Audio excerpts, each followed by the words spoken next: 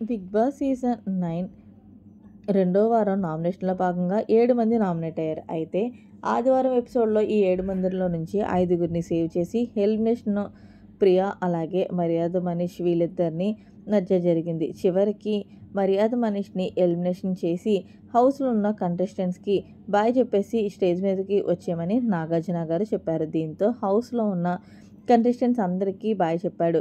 ఇక తనుజని పక్కకు తీసుకెళ్ళి కాస్తంత జాగ్రత్తలు చెప్పుకొచ్చాడనే చెప్పాలి. ఇక మర్యాద మనీష్ ఎప్పుడు హౌస్‌లో ఉన్నప్పుడు తనూజతో అంతగా మాట్లాడలేదు.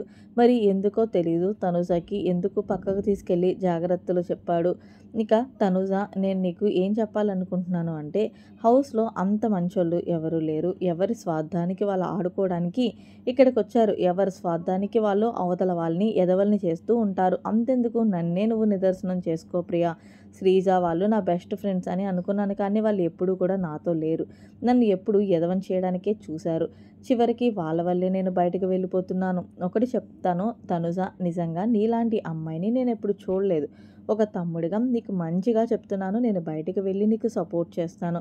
నీ ఆటను వాడు. ఏదేమైనా సరే ధరణి గారు, ఇమ్మాన్యుయల్ అలాగే మీరు మీ ముగ్గురు బాండింగ్ చూస్తే చాలా బావుంటుంది. మీలో ఉన్న యూనిటీ మాలో అస్సలు లేదని నేను నమ్ముతున్నాను. ఏదేమైనా సరే ప్రియాకి కొంచెం శ్రీజకి దూరంగా ఉండండి. ఎక్కడైనా తప్పు జరిగితే ఇప్పుడు ఎలా మీరు మాట్లాడుతున్నారో అలాగే స్టాండ్ తీసుకొని మాట్లాడండి అంటూ తనూజకి మంచిగా బూస్టప్ ఇచ్చి బయటకొచ్చేసాడు మర్యాద మనీష్.